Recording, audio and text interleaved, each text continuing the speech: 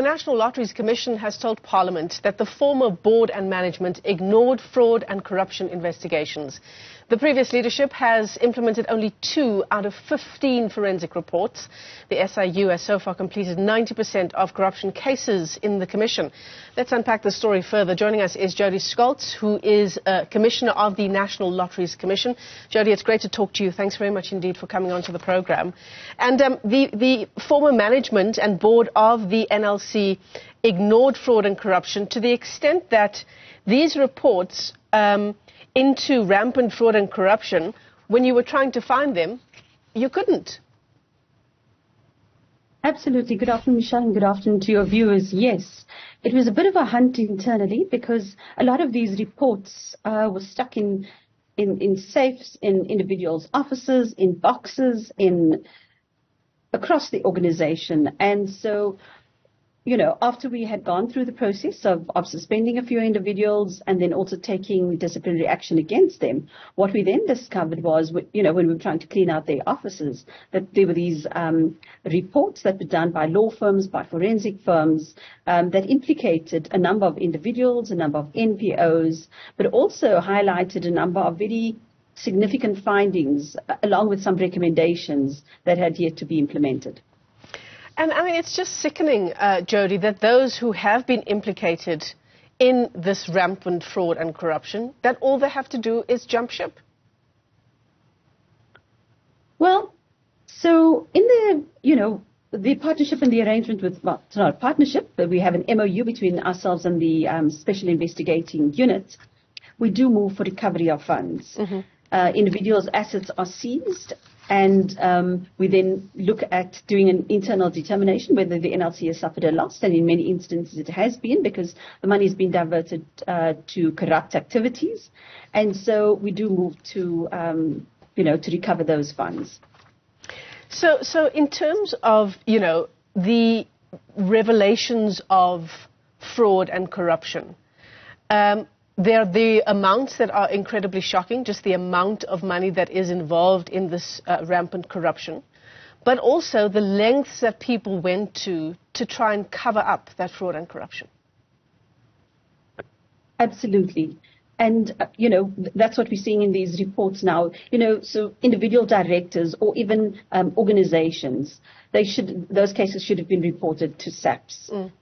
We have an internal process called a delinquency process. These individuals should have gone via that process so that they red flagged on our system when they are applying again. And so a lot of these recommendations talk to processes that we've had to review. We've had to optimize our processes as we're busy building a new system that would automate a lot of the application processes. What else have you been able to glean from these 15 reports? So a lot of it, you know, has been to refer certain matters to full-scale criminal investigations. There's inconsistencies between what individuals have put in their, for instance, in their progress reports versus what we've paid out as a commitment under our tranche system. There's opportunities for us to do quite a bit of education and awareness, not only internally but also with our beneficiaries. So this is, you know, pointed to a lack of understanding of the grant agreement, which is effectively the contract between ourselves and our grantees. And so there's been a lot of education and awareness around that internally and within the space that we operate. When you were addressing Parliament, Jodi, you talked about one issue that was sort of a way into the looting that took place at the National Lotteries Commission. You said it was proactive funding that was at play, hundreds of millions of rands misappropriated in this way. What do you mean by that, proactive funding? So our funding system is a two-pronged system. One is application-based. So you fill out an application form and you ask us to assist on a range of matters that are linked to our funding focus areas. We also have, well, that's the old proactive funding. We've had to do a fundamental overhaul of that entire system and the policy, the procedures. And so under that policy, it then allows the board, the minister or the commission with a bit of research to indicate certain areas that could be funded. And so because it was seen as an easier process, That's actually what the SIU has identified as being, part of the rampant corruption. Yeah, it's sort of the, I'm trying to think of the word now, the Public Management Finance Act. What am I thinking of? The PFMA, and how that was bypassed during COVID-19 because of the pandemic, right? And that was how a lot of corruption was able to take place during that time. So in terms of what happens now, just in terms of the 80% of the funds that do leave the National Lotteries Commission, and these are for smaller grants, right? Really, that takes up the bulk of the kind of funding that the National Lotteries Commission does hand out, the funds that is handed out.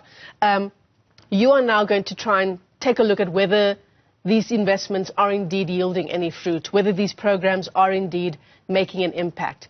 So was that not happening for a very long time? And how much time are we talking here?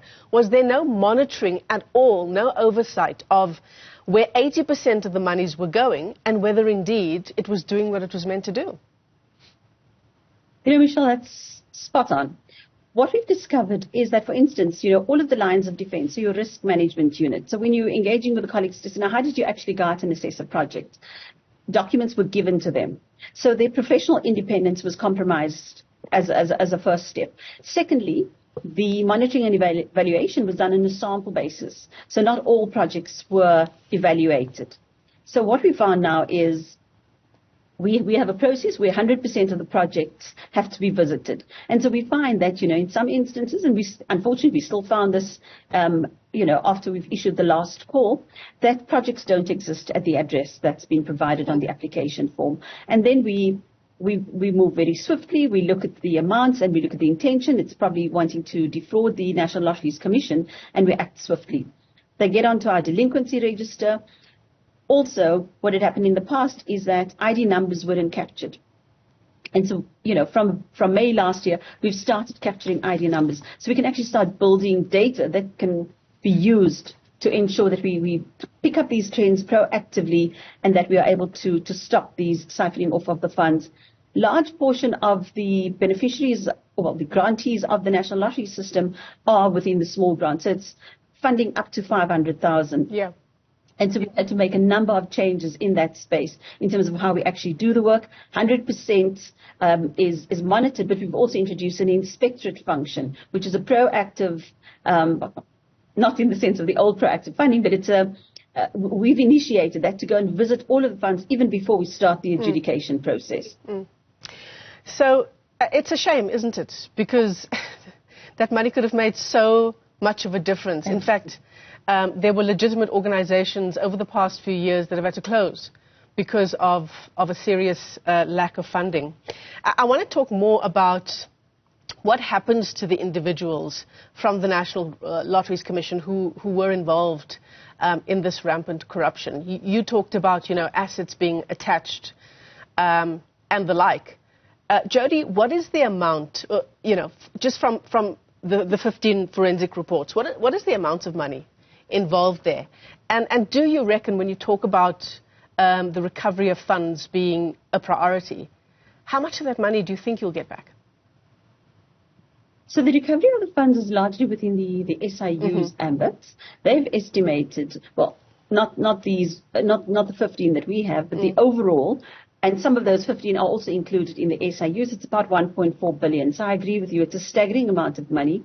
And it really is heartbreaking that monies were siphoned off for, corrupt purposes and to maintain particular kinds of lifestyles, when that money could have gone to really deserving South African institutions who are just carrying on and making an amazing difference to the lives of people who need it most. Yeah, absolutely. Certainly a story that we've got our eyes on. We want to keep an eye on those SIU investigations and that 1.4 billion rand, an eye-watering amount of money. Jodi Scholtz, let me thank you for your time this afternoon, Commissioner with the National Lotteries Commission.